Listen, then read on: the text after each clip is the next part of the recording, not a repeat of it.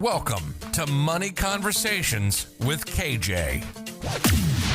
KJ is a lifelong entrepreneur who's made a lot of money, lost a lot of money, and found his way back again. If you're looking for a sterile how-to, you're in the wrong place. KJ and his guests will walk you through real-life situations told by the people who live them, and they are as messy as they are inspiring. Each episode will offer lessons learned, advice on how to replicate successes and avoid pitfalls, and a new perspective to power your financial literacy. Far from a one-size-fits-all, this podcast can help you build a roadmap to your personal promised land. Milk and honey for some, whiskey and steak for others, and remind you that you're not alone on this journey. Well, hello, everybody. Welcome back to the show. Today, I have a really exciting guest I've been really looking forward to talking to because I've known this guy for, at least 3 to 4 years. Like, time goes by so fast, I can't remember. We've got Mr. Jamie Miller on. So, Jamie, how you doing? I'm doing fantastic, Kevin. Awesome. Cheers. I appreciate you having me on the show. Oh, welcome to the show. I really appreciate you coming out and sharing your time and your stories that we're going to go over. Real quick, I'm going to let Jamie kind of tell you his background in a few minutes and what he's doing. But I want to talk about first, Jamie, we're trying to give good value to the people out there. And I know that you're an entrepreneur at heart. And I'm sure, like everybody, when you were younger, you probably had some sort of a W-2 job or whatever, right? When you're in your teens, early 20s, and then you figured out and you went down the entrepreneur path. Share with the people, if as far back as you can remember, when did you really start thinking about money in the sense of, this is a tool and I better start using it correctly? Okay. It might be a little bit different than some people. They say very few people actually grow up in a household where the parent never had a job. So my dad was someone, he never worked for someone. Like his dad died when he was very young. So he basically, he was always about trying to give me an existence that he didn't have to, he didn't have to go through.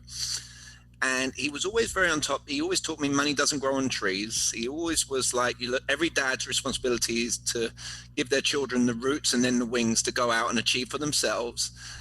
So I would say I got a privilege without ever being spoiled from him. However, and what I mean by that is I always got a job. I got a job at 12 years of age and mainly I'll be up front. My best mate, all right, he had a job down the market, all right, in UK, in London, Petticoat Lane. And I just wanted to be around my friends. So I would get up on a Sunday morning at 5 a.m. and go down to the market and be shouting on a soapbox, don't be shy, come and buy. Your mother wasn't, nor was I. Oh, that's funny. That expression in a long time. But I was getting paid 25 quid, 25 pounds, all right, 25 quid. I'm saying this is going to be viewed by Americans mainly, maybe, or around the world. 25 pounds, which is equivalent at the time, probably around 40 bucks, all right, maybe 50 bucks, depending on the exchange rate. And I'll never forget, my dad was like, Jamie, I'll pay you money, stay in bed on a Sunday morning, all right? And I was just having fun with my friends, but I would earn this 25 pounds, and that was money whereby I was saving it, and I would go and spend it on random things that I wanted, whatever toys or whatever gadgets. And then I got a job paying £10 an hour. I was like, this is fascinating, at a grocery store on a Sunday. Paid more because you worked there on a Sunday. It was always Sundays work. And I saved up. That was when I saved up to buy things like a radio stereo, like the fancy Panasonic, whatever stuff, the boom speakers, whatever things that you shouldn't do. And I would say that the biggest lesson I learned from my dad was when I didn't listen to him. And I went to a bank, Lloyd's Bank, and my dad we ended up getting all the money back. However, this is a lesson for people. I think this could be important. The bank manager there sold me on doing mutual funds, all right, which still exists today. And the interesting thing was it went down. It didn't go up. And it was the first lesson I got where when you give money to somebody else, they don't care as much about your money as what you do. And when they make a commission off of it, Kevin, it was a real lesson learned very fast that, so I know that we've learned over the time, there's a big difference between different 401ks. If you manage it yourself, self-directed, and you give it to someone. If I could teach anyone a lesson, if you're just giving it to someone because that you think that they it sounds good or something, you can find yourself in quite a pickle out there financially. So I learned that lesson at 16 years of age with the mutual funds. So you said be authentic, and you said no, that's a great story, because here you are at that young age, and really you went to work by default because you wanted to hang out with your buddy. You didn't go to work because you're like, hey, I need to go make money because dad's taking care of you. I'm sure you probably got most of what you wanted or whatever. It wasn't out of necessity, where I've been talking to some people and they had to go to work if they wanted something, right? Your dad was willing to pay you to stay home and sleep in on a Sunday, which is pretty cool. That was it was more of an expression, Kevin, in terms of like you're getting up at 5 a.m. and you don't necessarily need to. It was, however, just to facilitate, I never asked for it. I played football, like soccer, all right, and I never really wanted for much. When I say I was sport, my dad gave me a thorough education. I had he believed that parents should give their kids the best education that they can possibly give them and a roof over their head. There was no like luxury. It's not like, oh, you're living the lap of luxury there, Kevin, just to make sure I add to that scenario. Yeah. No, I get it. I think it's just, understanding that's how your mindset around money was molded, right? Knowing that your dad worked for himself, produced for himself. And so probably at the young age, you probably thought for a while, well, everybody does it like this. That's how my dad does it, right? And other than, most kids see their parents get up, go to work, come back, that kind of thing. And so and I get into that because it really, for most people, their mindsets around money really does happen at an early age. And it is a lot because of what your parents are doing or not doing, right? And so I always like to say that, where do you get your financial literacy from? And most of the time it's not from their parents, but I also say, listen, parents can't teach what parents don't know. Right. So I don't really fault the parent if they don't teach their child financial literacy, if they didn't really know. But in your case, since you had your dad and your mindset around money early wasn't more of necessity, but I want to hang out, and then you're making money. And like most kids, like you said, you're out buying stereos and just silly stuff. And then you decided when you got a little older, let me go to the bank. Let me park it somewhere, and you got a sales guy that got a hold of you and put your money and you learn. So that's a good lesson that I think folks can take away out there, is like, decide if you want to take care of your own money or let somebody else do that. Because there's plenty of people that like, I don't even want to learn any of that. I'm totally going to trust this person, right? And that sometimes doesn't work out for the best. Sometimes it does, and sometimes it doesn't. But understand that you have the option, because I think a lot of people don't realize that they have that option. Would you agree? I do, and it's interesting. They fed that same line at the time. I'll never forget when I was 16. Do you like low risk, medium risk, high risk? Now that me would run away from that kind of person who ever even asked that question, Kevin. Right. Yeah, when you're a novice to this whole industry, you don't know why they're doing that. Now, as you get more mature, you learn, where someone's going with that. One area where I'd say my dad hurt me, and in terms of mindset, Kevin, and it's different because you do learn from your parents, and this is what I learned. My dad always said, getting involved in real estate, investing in a building and owning it for a long time, it would be like watching paint dry. It wasn't excitement. All right. It wasn't like the shows of like rehab this property and sell it. All right. It was more like hold on to real estate. And obviously Jamie now wishes like, oh, Dad, you would have been so much better, off. And he always made what we call, obviously, active income. And the truth be told, when he passed away, Kevin, the truth be told, he lived the life he wanted to live where he could write a book.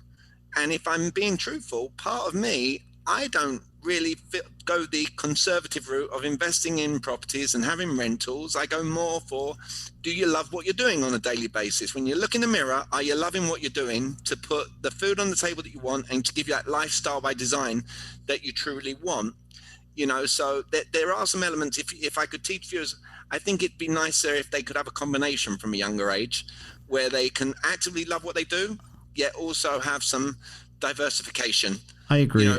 Into arenas that can keep producing on the side for them. I agree 100%. I mean, we really need to have a passion for what it is you're going to do in life. And sometimes these passions can reap pretty good rewards early. Sometimes it takes a long time before your passion, it just depends what your passion is, will pay off. But if you just stick to it, right, long term, and not jump around every year, 2 years or whatever, trying to figure it out. I mean, I've seen a lot of again, I don't know why I call them kids, but I do. I see a lot of kids in their 20s are like, I want to do this. And then there wasn't instant gratification. No, I'm not going to do that anymore. I'm going to go try this, right? And the reality is we all need to stick to something and give it, in my opinion, a minimum of 5 years of your effort to understand that the passion is still hot. Like after 5 years, I still love doing this. I'm seeing some traction take hold here. I'm not reaping the benefits I thought, but I see it coming. And then just stick it out, because most things we do in life don't happen overnight. Would you agree? Oh, I do, and I'll add to that that social media is the enemy of everything you just shared. Youngsters are perceptions, not reality, when they're looking on it. And you've got high schoolers now going on TikTok and what have you saying, look how I made a fortune. All right, like you just shared, things take time, and yet you've got 16-year-olds saying, let me show you how I'm a millionaire today. All right, and people are buying into it. People are believing that model, Kevin. So shows like this, where it can actually preach, some normalcy. I don't believe in, I think you can create any reality you want to have. I really do. All right, yet I think that instant gratification you talked about is so barbaric based on what people think they're viewing in life. I love my house. I'm fully authentic with you. I've got plantation shutters. I've got a kitchen that I absolutely adore. Yet as I'm doing this podcast with you, what's behind me? They could be like, what's his house like? I've got things of my kids. I've got my Foxtail coffee thing that is my sign, a picture of my dad when he was walking along the beach with my son. People can create an impression of someone based on the fakeness of walking around a house with a Lamborghini outside of it, and there's no verification on those kind of scenarios, Kevin. Well, I'm glad you brought that up. I had this conversation just the other day that the kids today have such an advantage opportunity-wise compared to the generation I grew up in and probably where you were because of technology, right? And they do have the opportunity and advantage of being able to do whatever, because the whole planet is their audience, that they can make these dollars. But I think they should understand, if they want to look at it a model, why that probably doesn't work most of the time. I'm sure there's a few out there. There's always exception to the rule. I'll parallel it to an athlete, right? A young kid who's phenomenal at whatever sport, gets a big contract, makes multiple 7 figures, but then they're broke after their careers are over because they lived high on the hog. They never really learned how to properly put money to work and use it as a tool. So it's a double-edged sword for these young kids who think that money comes in that easy and out buying Lamborghinis and all that other nonsense, instead of someone teaching them the rule of 72, number one, that, hey, you're only 20 years old. You got a long way to go in life. Don't blow that money. But it's difficult because money can be very enticing, and like you're money drunk. Like, what am I doing? What am I doing? Hopefully, a lot of those kids that are out there that are making a lot of money have some parents that are telling them to slow down. But you and I have been on the internet long enough to understand, you'll see a kid get real hot, make a lot of money. And if you think about, where's that kid 2 years later? No, I don't know where he is. He's not around on the internet anymore. He's gone. So there's the genuine ones, like you say, where they're coming into money they've never had before and they don't know what to do with it, and they're not thinking long-term future. Then there's the element of the ones who are just who aren't even real. It's all fake. And so it's like, who you getting it goes to who you getting your advice from. Mm-hmm. Is someone just selling you on something? It's like, if you want to give financial advice and you want my authenticity on this, I would say that if I went to a financial advisor and the first thing out their mouth is, you need annuities, I'm like, all you're thinking about is what commission you're sticking in your pocket, because that's the way they make the most money. So right. Rather than finding out what it is I want from life, they're going, oh, you need annuities. I'm like, well, way to show me your hand that all you care about is how much money you're sticking in your pocket, rather than caring about me, the customer, for example. And I don't think everyone is aware that financial advisors make more money on annuities and commission than entities out there, Kevin. I agree. And I think this is a great conversation for the folks that are out there listening, that be careful. Like this podcast and my program is not giving you financial advice at all. You do whatever you want with your money. This is designed, this podcast, for you to hear from like Jamie in understanding, like, be careful who you listen to. Everybody on the planet is trying to make money at whatever level. model, and the financial advisors make a lot of money on certain tools that they're trying to sell you or get you to come on board with. So just do your due diligence. Be careful out there, because at the end of the day, most of us work pretty hard for our money, and the last thing we need to do is have some other individual take advantage. And obviously they probably are watching you make your money on TikTok or whatever, and they're going to hunt you down, because that's what they do. That's their job. They have to go find more people to sell their products to make their commissions, right? So I think that's an invaluable lesson that you just discussed. I think, look, in every industry out there, you've got your ethical, good moral, good standing, good integrity individuals, Kevin. This show is a great platform to teach people things so they can make a well-rounded, they're getting educated. It's financial literacy. It's not financial sales. Let me be Kevin, let me sell you into this or that or the other. It's to have different individuals come on, like myself, where they can get an informed, rounded opinion of certain things. If I can help someone just look at more and not rush into something because someone gets them to an emotional space within 3 minutes, right, on something, I think that's good. I think that, you were saying before the show, like, what would I tell my 20-year-old self? And, it's funny because I'm 43 and I still feel really young, and I happen to love what I'm doing for my active income, out there in a tremendous way. Yet that rule of 72, you can hear it. You just know you should have taken. It's one of those woulda, shoulda, coulda, right. And if I could really get hold of youngsters out there who are watching this and be like, guys, when I was your age, I wish I would have done this, and actually think it's going to go in here and then sink in and set in for them, that they're going to be like, I was so impacted. I listened to this person, and my dad said a famous quote, all right, to me that stuck with me. There's no substitute for experience. All right. And the problem with that is, it's always best to learn from somebody else's experience, all right, rather than your own. All right, if you can have that kind of foresight to do it. Well, right? It triggers my mind in thinking I think we should all get some level of mentors through life, right? Because, I'm 58 and I got kids ranging from 37 to 21. Well, just as my oldest at 37, I've never been the parent of a 37-year-old. I'm not sure how to do that 100%. I'm still on the learning curve. Now, the other three, been there, done that, right? I've been through all the ages of the other ones, the ages that they are. But the first one, and so that's the same in life. When you are the 21, 25, 30, you've never been that age. So you don't know what to expect.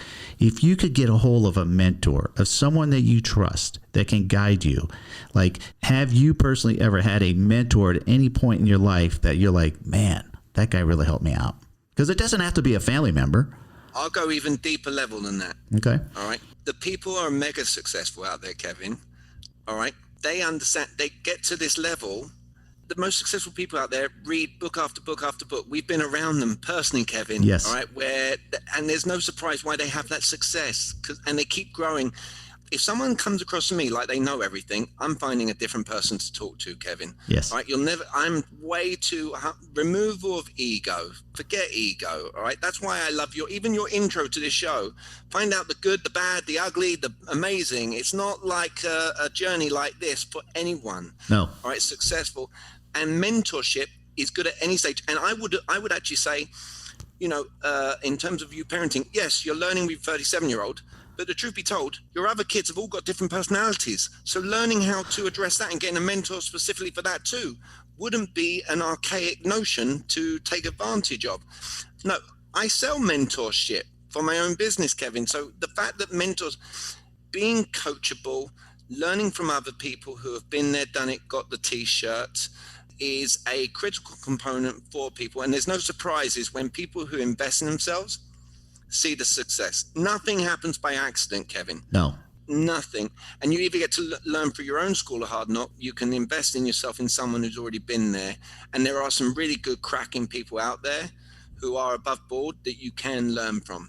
Yeah, and I think in today's world, again, I always compare from 20, 30 years ago, the access to follow someone and that would be like your mentor, or reading all these books, the availability that everybody has today to everything is phenomenal and amazing.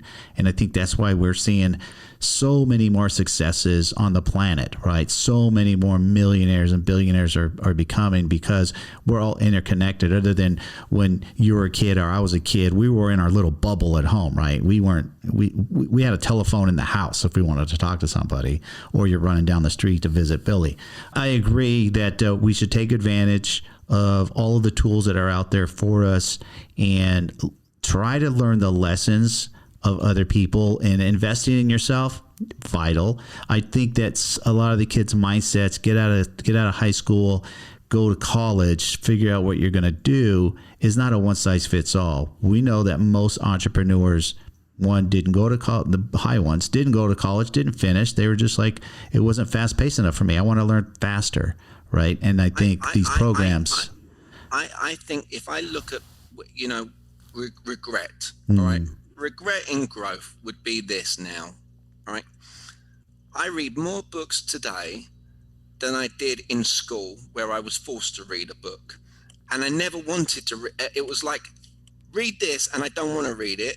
And then I see someone mega successful, and I learn that 7 habits of highly effective people is copy what they do. Right. And at the growth I've gone through from 30 years of age, that means I'm 43. That means for the last 13 years, I've really been developing personal development in reading. Mm-hmm. Why? Because I came across someone who was mega successful who said he reads a lot. I'm like, ding, ding, ding, ding, ding. All right. And so it's kind of like, and it's like, really, I have to read. And I love it now. However, I'm reading books right now whilst I'm in front of you. I'm about to start reading Tipping Point. I just got finished with Talking to Strangers. I love this guy, Richard Branson. Yep. Screw It, Just Do It. All right, simple books. Like again, from Think and Grow Rich, all the classics that you can possibly read out there. But these weren't things that interested me, or I'd even think about doing, Kevin. So if youngsters out there, if we want to make an impact, read the books that actually teach unconventional things. Yes. That if you want better financial literacy, it's not that schooling is bad. It's just there's no financial literacy in schooling. The teachers aren't teaching you how to balance a checkbook. And unfortunately, they're decent people. But if you're learning from someone who's got a 1-bedroom apartment down the street from the college, all right, and they're struggling to pay rent, how can you expect to learn financial literacy from them if you want to end up in the mansion down the street, around the corner on the lake? Exactly. It's a different schooling in that mindset, Kevin. No, I'll tell you, does that make sense? It makes 100% sense. And again, I think just, the listeners out there, there's a lot of parallel stories, I'm sure. And they're like, man, that's like me, man, I got to start reading books. I'm like, well, yeah. I mean, like you said, a lot of these folks, these highly successful folks, they literally read a book a week. They'll read 50 books a year. It's like no big deal, right? They're not sitting in front of the TV watching the Kardashians or whatever, right? They're reading books. They're educating themselves. We should never, ever stop educating ourselves at any level that it is that you want to. Find your passion, educate yourself, and keep moving forward, right? And then give back. Always give back. Help people. I'm hoping this podcast you're listening, and I'm giving back. I want you guys to hear real life stories of real people. And you grew up in London, right? It doesn't matter where you grew up.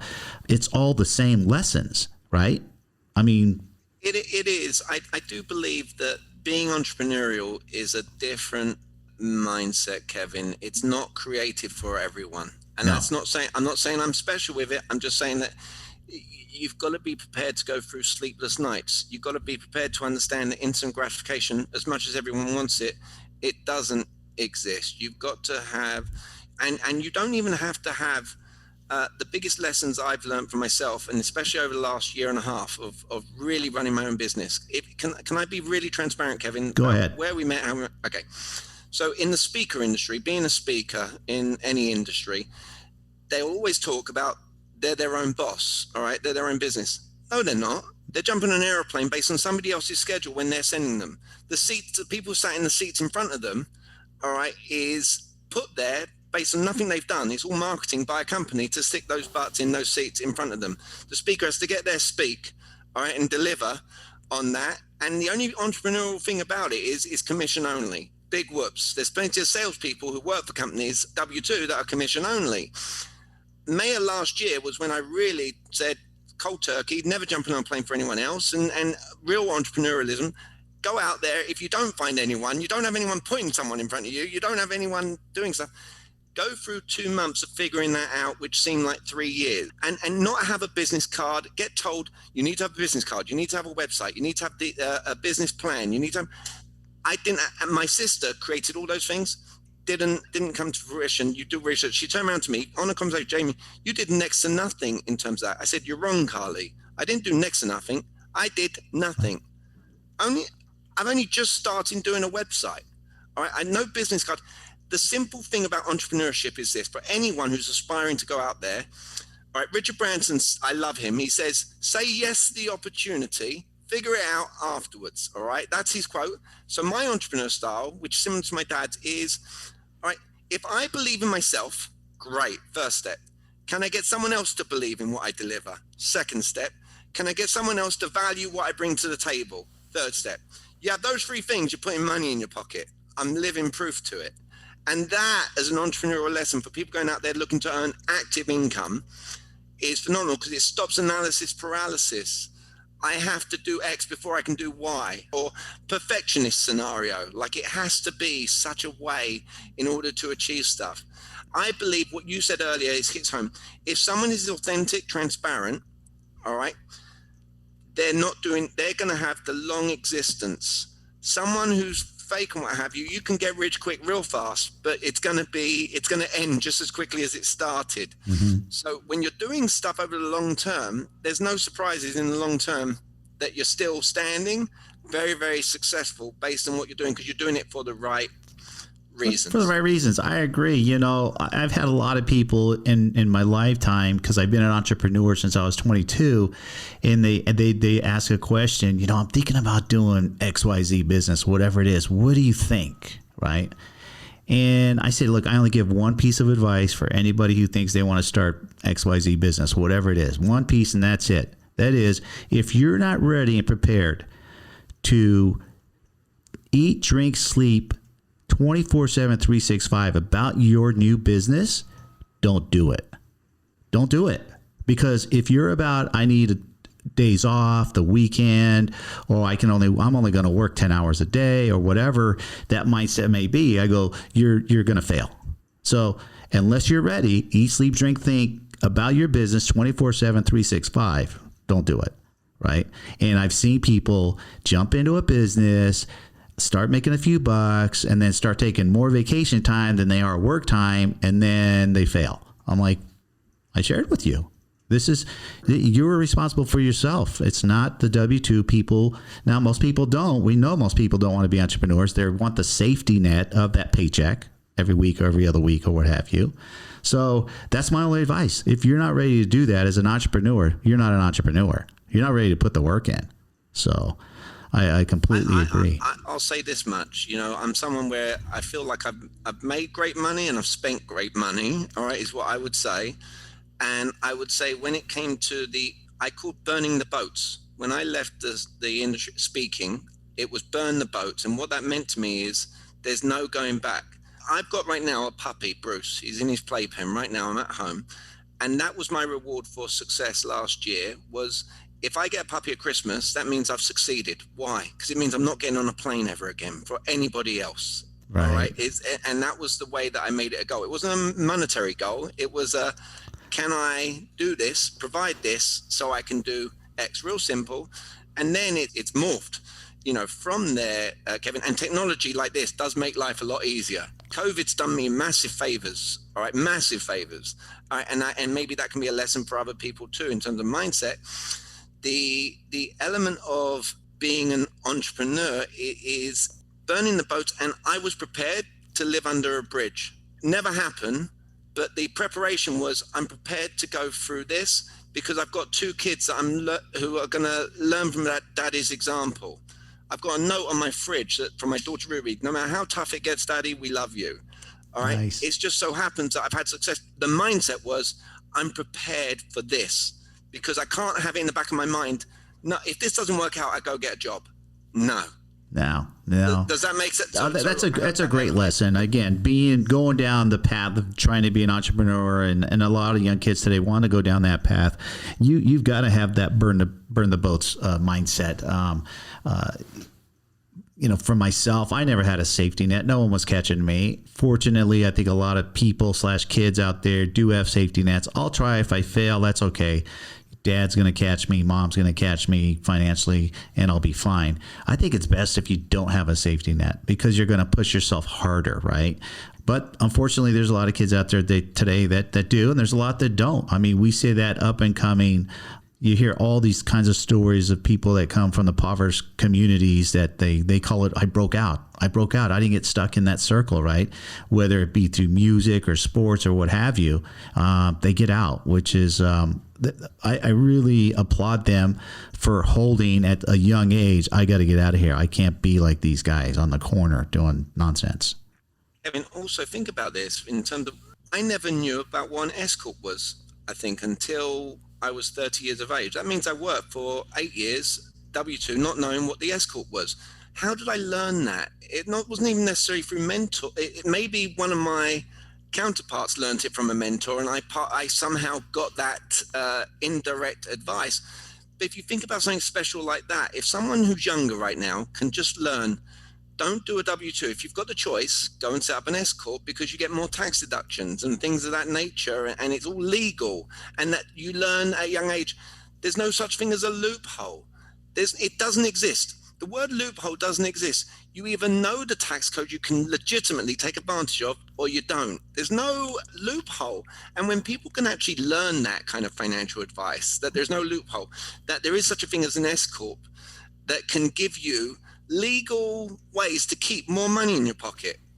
That's what's fascinating to me, because those are the things that these youngsters might not learn until they're 30, 40 years of age, and be like, why did I not know this? Why didn't somebody tell me? It's funny you bring that up, because I just had yesterday on a gentleman, and that's what he does for a living, is setting up those corporations. And just, you have that heavy accent, and it took a minute for me to hear you say S Corp and not escort. So just for you, I know you're in Vegas. Kevin. I know.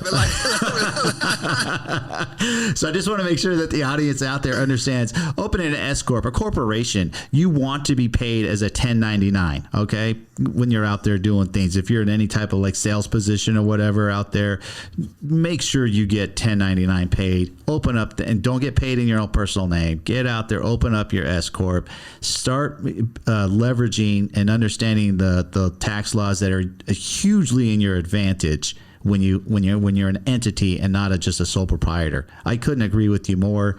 It's a great lesson for these very infant stage entrepreneurs that are trying to become an entrepreneur. Like, dude, get out there and do that. And here's the thing, Kevin, here's great. They can't trust their accountant to necessarily know that stuff, because I had the same accountant before setting up an S Corp who'd never told me to do that. It's not that they're a bad person. I love them. I coach their kid at soccer. It's not that they're trying to do wrong. It's just, if they're not getting paid to give that kind of advice, they can be the best people on the planet. All right. They can be someone you trust emphatically, but learning something like this for some kid listening to this podcast right now, who's like, I don't even know what an S Corp is, and they go and open up one as a result of it, think of the tax benefits they're getting now that someone else is not going to get, that they wouldn't have got otherwise, Kevin. It's actually a really nice feeling, to know that. And it's so simple.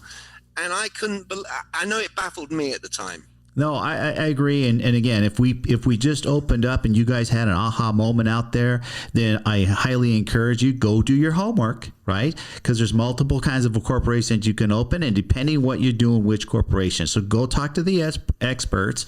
who do that, explain what you're doing, and they're going to guide you to the right corporation, because opening the wrong corporation, the wrong type of business can also cost you more money. So, I'm completely layered out. And again, I just had a huge podcast about this yesterday, and it's awesome also it goes under the classification of asset protection, right? Because we work our butts off out here doing whatever, and the last thing you want to do is have someone sue you and take everything you own.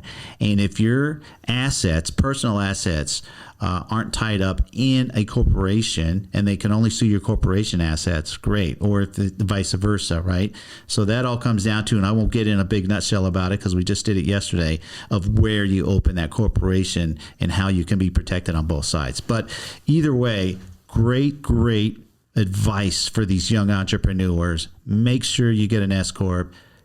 Get paid as a 1099. Don't let someone else do that and tell you that they're going to take care of it. No, I couldn't agree more. So that's awesome. Great. Okay, let's share with the people out there. You're 42, still fairly young. You got 43. Okay. What are you doing? Because I'm sure there's going to be listeners out there in that same age bracket. What are you doing for a retirement? What am I doing for a retirement? Okay, very interesting. All right, I talked about earlier that you've got to do what you love, all right, first and foremost, all right? And I figured out at 42 years of age what I want to be when I grow up, Kevin, all right? So I'm very blessed. Steve Jobs, not that I'm going to put myself in his ilk, what I will share with him, a quote that he shared was, you can't connect the dots looking forward, all right? So I had to kind of figure out why have I been doing what I've been doing all these years, and it led, I had in 2018, December, I had a Jerry Maguire moment. I'm like, okay, Jamie, that sleepless night where he wrote the 300-page dossier. For these kids who are watching this, you might not have seen Jerry Maguire. Sorry. Like there's a Tom Cruise, sports agents, can't sleep, writes a 300-page dossier. He gets one client he looks after. All right, that's it, in a brief synopsis for people out there. And I was like, I went to sleep one night. I'm like, where does Jamie Miller provide value for anybody? Where do I provide value for anyone? I thought, you know what? I've always been in shape, disciplined. I'm like, I don't want to become a personal trainer. I don't want to do that route, although I love health and fitness. I'm like, you know what? I've studied communication and I've studied people, like to such an extent of what gets them at it, standing in front of a room people. I'm like, it's one thing to do it. It's another thing to teach it. And I was like, can I teach it? So I was in the gym, funny enough, in December of 2018, and I came across this girl, Erica, who's a running coach. And we got talking, and she's like, I'm struggling bringing on clients. I'm like, why? What's going on? She goes, I'm talking to people for 45 minutes. And I'm like, 45 minutes? And I'm like, hey, tell you what, let me just give you a script. All I did was wrote a script for her. From January to May, she brought on 33 clients, started traveling and teaching virtual. I'm just like, okay, I can teach people. So what happened was I started basically stop jumping on airplanes and just start coaching people on communication. And I've gone from, and this is a learning lesson for people. I went from going from 1,800 to get someone to invest, which gave them up to a year of my services, to now $3,000 for 6 hours. So you do the math, so basically, Kevin, you learn business, you learn your time, and I get paid a hefty fee if I get to talk, even virtually, to an organization, and it's my own business, so you can customize. So for people who are doing their own business, when you don't do a franchise, you get to customize. So if someone, let's say, wants to do a franchise, they have to fit in the mold of that. When someone does their own business, that's you get to do you can jog it around. So I started coming to excess money. You're asking about retirement. The game plan is to become a credible resource in my industry, as becoming renowned and building up a name, doing the TEDx talk and all the different things, getting invited to platforms like this where you get the visibility and you grow. And the idea is to have active income coming when I'm like 10 years time of 50 grand, 100 grand from a speaking engagement, which can happen in the corporate space. All right. And then on the side, because I've learned from individuals like yourself and over the years, my go-to is real estate. I believe I don't love stocks. My dad one day said, son, before I took my morning dump, I've made 100 grand. And another day before his morning dump, he lost 100 grand. So it never seemed like the best. You may have people on this show who profess stocks, and I get it, and they're good at it. for me, I'm like this see-touch feel person. And I'm actually, although it's like watching paint dry, I'd much rather go conservative. I'd much rather go with the storage units, or even though mobile home park is not as secure as storage units, it's way more lucrative, and just have someone manage that kind of facility, all right, and go to that kind of model. But it's not where it excites me, Kevin. So my retirement's consisting of active income, earning a boatload, doing what I'm passionate about, right? And then on top of that, it's parking the money it's not hard to park money in places better than a bank, Kevin. Right. All right. So I would go to that model. Or one other thing, I would find individuals like yourself where they've got a track record of being very successful, stable, based on assets, and loan the money and get a higher percentage there. Return. And those are the retirement scenarios that I entertain and would entice other people to entertain. Yeah, that's an entrepreneurial style of retirement, right? So for some of you out there, W-2 earners, you got to go the little safer route and get your 401ks, your IRAs, and get some index funds and stuff like that. And because you don't want to learn about anything. And if you're young enough and the rule of 72 is in your favor, time, you're going to be fine. If you're older and you're plus 45 and you're like, well, okay, the rule of 72 basically works on time. I'm not going to live forever, and I don't want to wait till I'm 85 or 90 till I have my money. Going into the direction entrepreneurial people they have the ability to make chunks of money and put giant chunks of money. And you want to go down the road of owning assets that can pay you dividends, either because in real estate. It's also got kids too, and it's that leave behind scenario. Well, legacy, for sure. Yeah. You want to be, we always want to leave something for the kids. I don't say always. I know plenty of people that say, hey, I built it. It's mine. Bury me with it. Right. There's just people out there that believe that my kid can make his own money. I mean, I'll give you an example. Warren Buffett has said, listen, my kids don't get my money. He's not leaving his money to his kids. He's already given most of it away already anyway. Do you know the interesting thing? Because I know that you just made the distinction between 40 plus and kids, and I distinctly see this show being directed to trying the kids, like young age, like give them the full spectrum. Here's some advice, right? When you act like you've got kids, all right, when you're young, all right, because all the Prada shoes, Gucci shoes, and all the things that I would think were important and spend money on as a kid, when you have your own kids, it's the last thing that's on your mind. The only thing you spend money on with a name is to please your missus, all right? And that's about it, all right, from that standpoint. Like names and things like that kind of go away. And I promise you, it doesn't matter how much money I've got in my pocket, you're not going to catch me if I was to buy Gucci or Prada, it would be because I went to Thailand where it's made, all right, and I'm having a holiday of it, and I'm getting the same stuff, same quality, all right, without having to pay the premium of going to the mall to get that stuff. And where you park, where you spend. And the reason I say that is Warren Buffett, you know that he's making coffee at home. He ain't going to Starbucks and spending $5 on a coffee. Right. You know? And he's not. He drives around in the same old car that he's always had. He's that so. I'm not saying be miserable in life. I've got a truck. I love my truck. I get into it because I feel like a man, and it's the most fun I ever have. And I don't regret 1 cent. I don't regret 1 cent I spend on going on trips around Europe. Going to London this year with my son.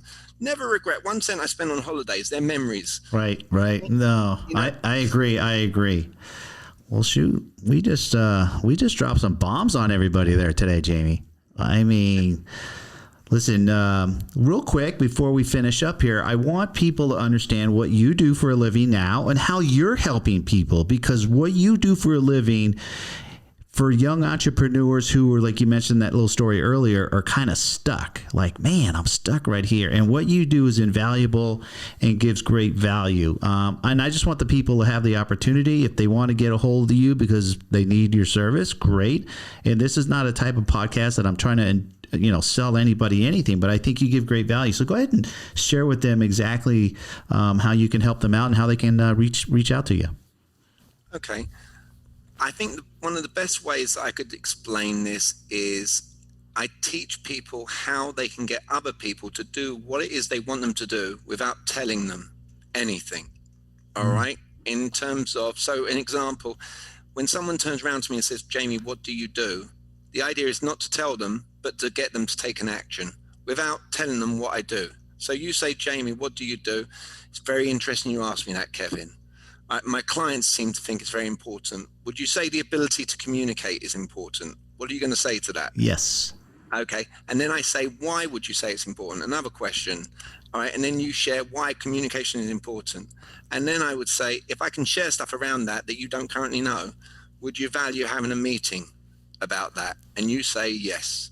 All right. I've not told you what I do for a living. Yeah, I've got a meeting with you. All right. It's a seamless, predictable outcome approach to your communication. So it doesn't matter what entrepreneur is, in what field it is, it's always getting what it is you want to take place, making it the other person's idea.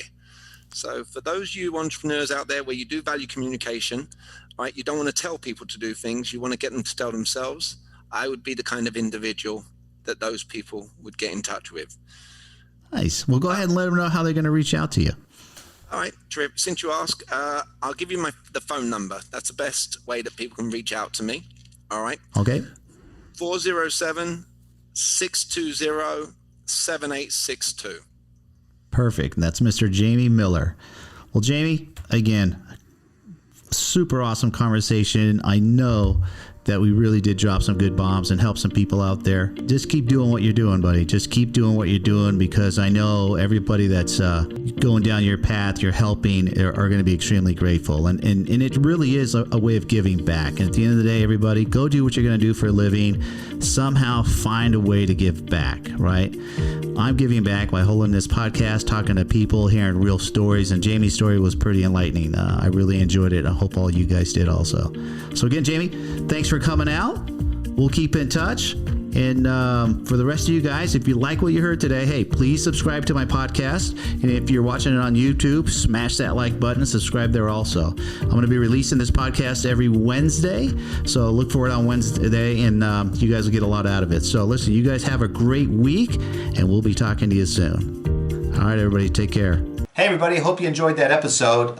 Really enjoyed making all these episodes for you. Remember, we're just having conversations with people's journey with money and the things they did right with it, the things that did wrong with it, and how did they really come about getting their mindset with money. So every episode's different. We all have a good takeaway from them. So do me a favor, hit the like button, smash the like button, and subscribe to my channel, because every episode that I do is going to be different, as all our journeys are different. So you guys take care, and we'll talk to you next week.